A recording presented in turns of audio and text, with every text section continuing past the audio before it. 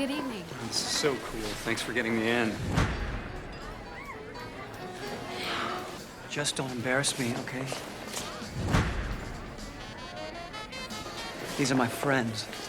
Make sure.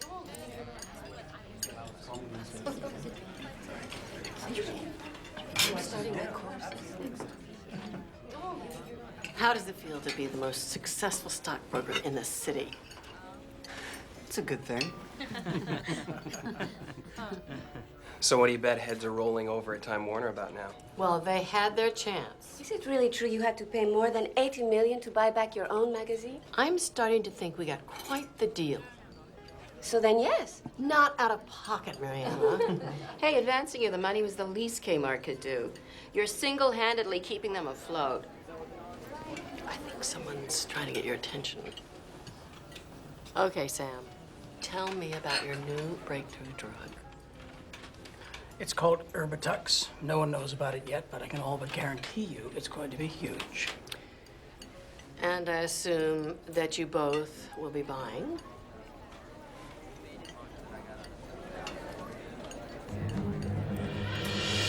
Peter, it's for you.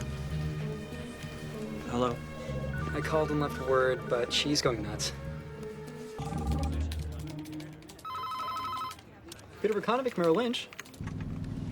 Let me talk to him. It's Martha. Sorry, he's actually in with his lawyers right now. Do you want me to see if I can get him to step out? What do you think? Please hold.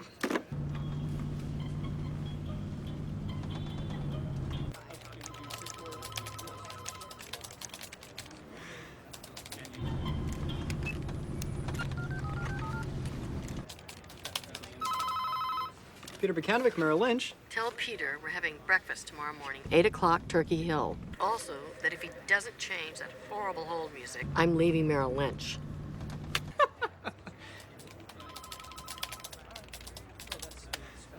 Nice. It's not looking good. Talk is they're going to subpoena everyone who sold Clone.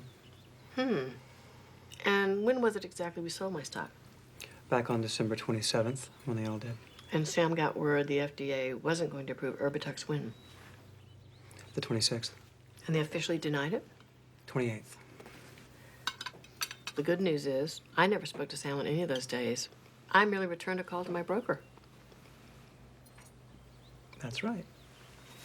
And we've done nothing wrong. Of course we did nothing wrong. Now here, have some more fresh papaya juice. It's good for you.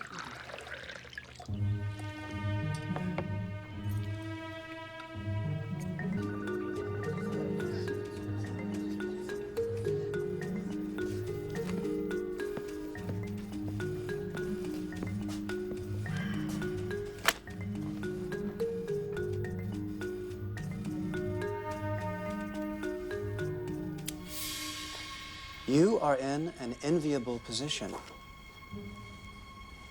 I want you to think about that. I felt absolutely terrible. From day one, but I hired you over everyone else that wanted this job. I believed you had what it takes to make it in this business. I see. I don't know what to say. I'm very proud of the way that you handled yourself while I was away, and we're gonna make it up to you. Look, Peter, I mean, the thing is, I remember what happened that day I was here.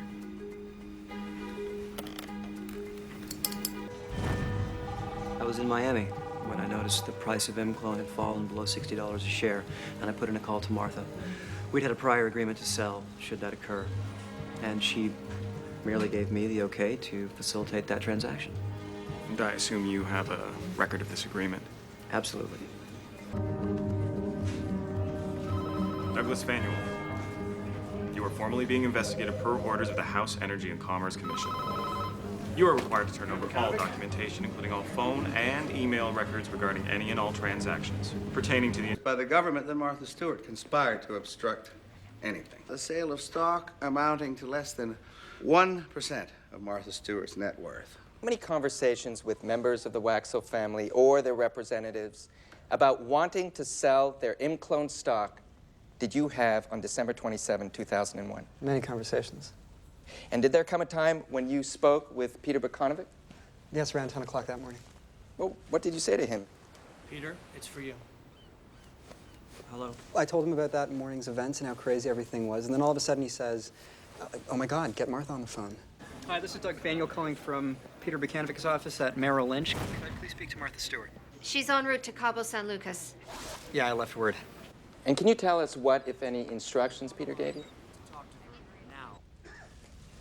Yeah, he told me that when she calls back, to let her know what's going on, and that unfortunately was going to be unavailable. And so I asked him, actually want me to tell her that Sam was unloading his M-clone stock?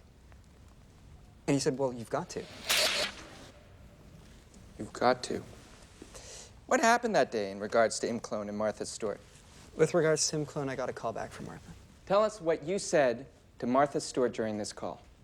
I told her that Peter might like her to act on the information that Sam's selling his M-clone shares. Now, for clarity, did Martha Stewart ever speak directly to Peter Bukanovic himself? No. No, she spoke only to me.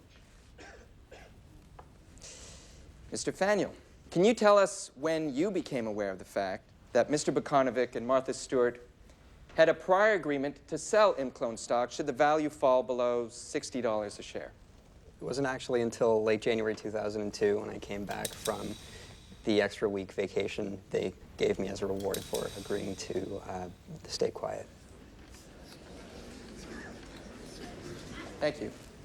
No further questions.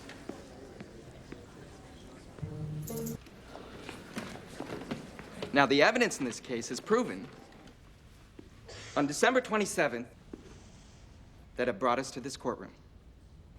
In order to pass on information to Ms. Stewart. Have you, the jury, reached a unanimous verdict regarding each of the charges? Trying time, not only for me, but for those dearest to my heart.